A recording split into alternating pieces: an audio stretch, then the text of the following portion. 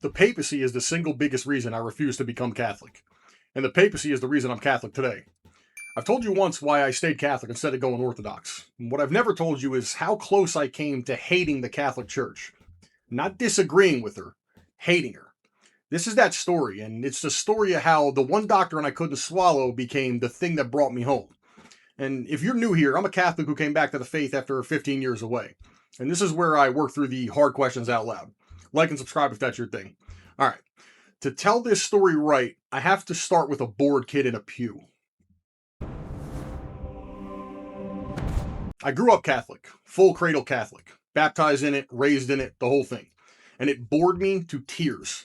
I'm not saying that to be edgy. The parish I grew up in was your standard modern Novus Ordo parish, and the mass was a humdrum mess. There was a mariachi band and a ukulele, a tambourine. It was terrible. Nothing about it was demanding, and nothing about it was reverent in a way that grabbed the kid by the collar and said, this matters more than anything in your life. It did not capture my soul. And the thing that doesn't demand anything of you is the thing that you walk away from. So I walked away from it for 15 years. And years later, I'd find out why it looked like that. I made a whole video on what happened after Vatican II, and it answered some questions that I'd been carrying with me since childhood.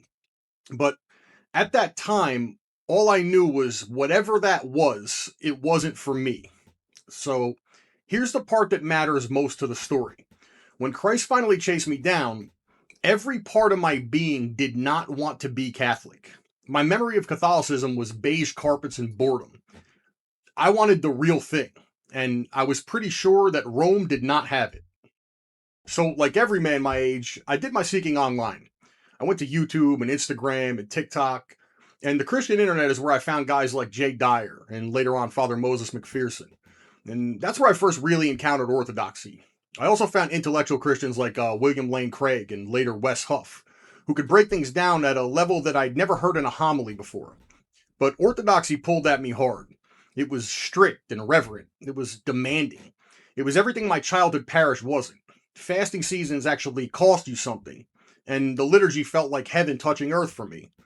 But a big thing for me, once I finally understood what the Eucharist was that I knew I had to be at an apostolic church because only they had the Eucharist. So the field was narrowed down to two, Rome or Constantinople, and I already knew which one I did not want to be part of. But the deeper I went into the online Orthodox world, the more I noticed something.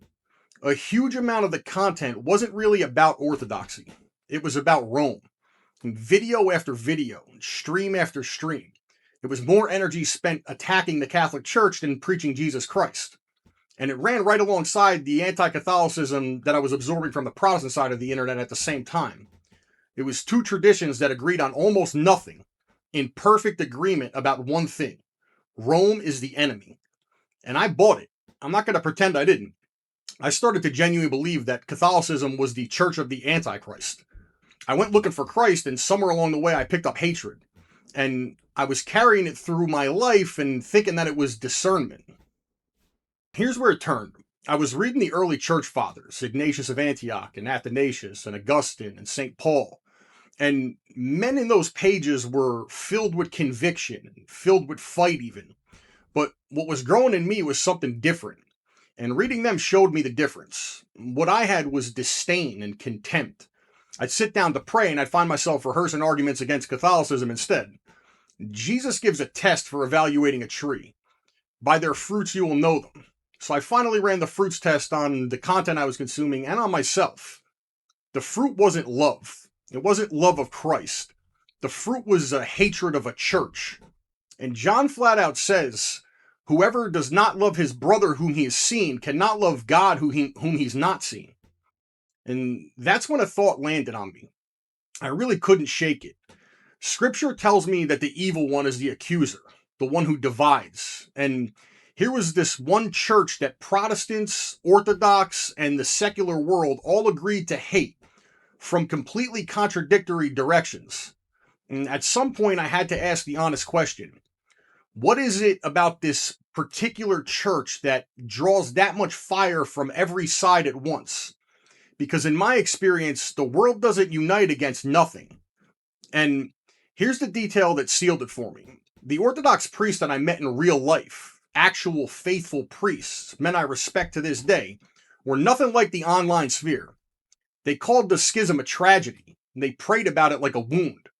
The hatred wasn't coming from orthodoxy. It was coming from a culture of mostly converts who'd carried their old anti-Catholic ammunition into a new army. So I softened on Catholicism. Not because a Catholic won an argument with me, but because the hatred failed the fruits test, and I refused to keep eating from that tree. Around this time, I stumbled onto a Trent Horn podcast, almost by accident. Then a channel called Voice of Reason after that. And here's what struck me first. It wasn't the arguments, but the tone. These men critiqued Protestantism and Orthodoxy, sure, but there was no venom in it. There was a contrast between what I was marinating and what I was watching there that I couldn't miss. So I started actually listening. And then I found Brant Petrie and his works on the Jewish roots of the faith, the Eucharist and the covenant, Mary, all of it really. And it connected scripture to the Catholic Church in a way that nobody had ever shown me before. If you watch my covenant series or my real presence video, you already know his fingerprints are on the way that I read scripture. But I still had a problem with the papacy, because my objection was simple. Look at the confusion coming out of Rome. Look at the scandals. If this is Christ's church, the man at the top should look like it.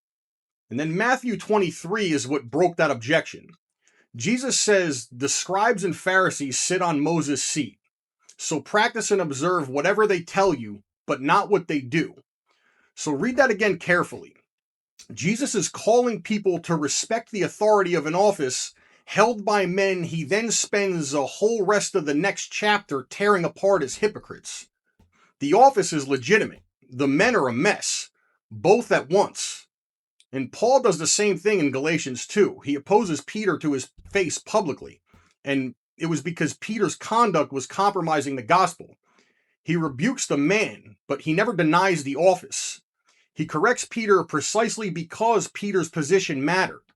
That distinction, the office versus the man in it, dissolved almost every objection I had. And Christ never promised the man in the chair would be holy. He built an office that could survive the men who'd sit in it.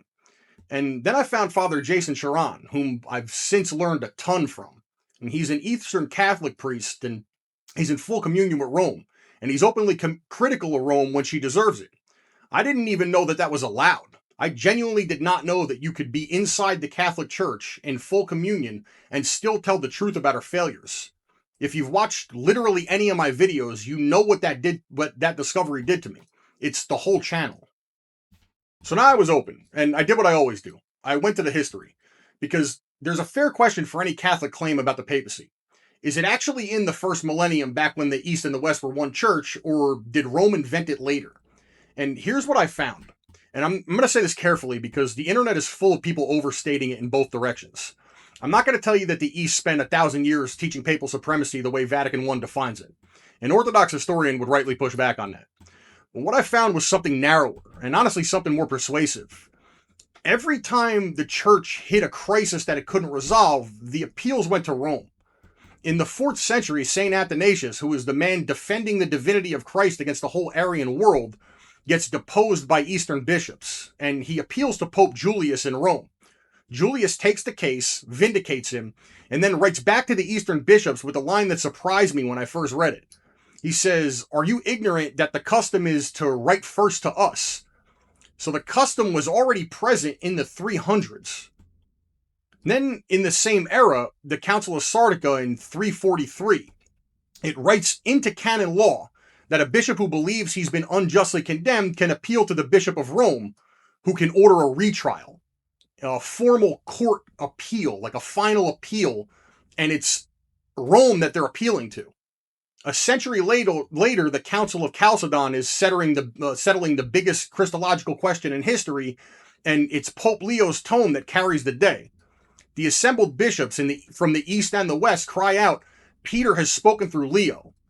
Now, Catholics and Orthodox interpret the weight of that differently, and that's fine, but nobody disputes that they said it. Then I looked at modern Orthodoxy and asked a question that all of that history forces. Today, when two patriarchates collide, like when Constantinople and Moscow are literally out of communion with each other over the war in Ukraine. The structure has no answer. There is no bishop whose judgment binds them both. The court of appeal that Athanasius used and that Sardica wrote down and that Chalcedon acclaimed, modern Orthodoxy doesn't have it. The papacy was the reason I refused to become Catholic. And after a year in the first millennium, it was the reason why I couldn't remain anything else. So here's the whole arc. A bored cradle Catholic walks away. Christ drags him back 15 years later. He falls for Orthodoxy's reverence and absorbs an online culture's hatred. He catches himself becoming something unchristian and runs the fruits test, and follows the history all the way back to the church he swore he'd never rejoin. And I want to be crystal clear about where I landed, because it's not where the internet debates land. I didn't become Catholic because I decided every pope is wise. You've watched my videos. I hold Rome's feet to the fire regularly, and I'll keep doing it. I became Catholic because I became convinced that this is the church Christ founded, and that his promise was never about the holiness of the men inside of the church. My faith is not in a pope. My faith is in Jesus Christ, and in his promise that the gates of hell would not prevail against his church. And one more thing to my Orthodox brothers watching. I love your liturgy. I love your worship. I worship at a Eastern lung of the church regularly. And the faithful Orthodox priests that I know are better men than most of the internet personalities that are claiming their tradition. The schism is a tragedy, not a scoreboard. And I pray for the day that the church breathes with both lungs again. If you came back to the faith through the online world, tell me in the comments, which voices helped you and which ones did you have to walk away from? I'll see you in the next one.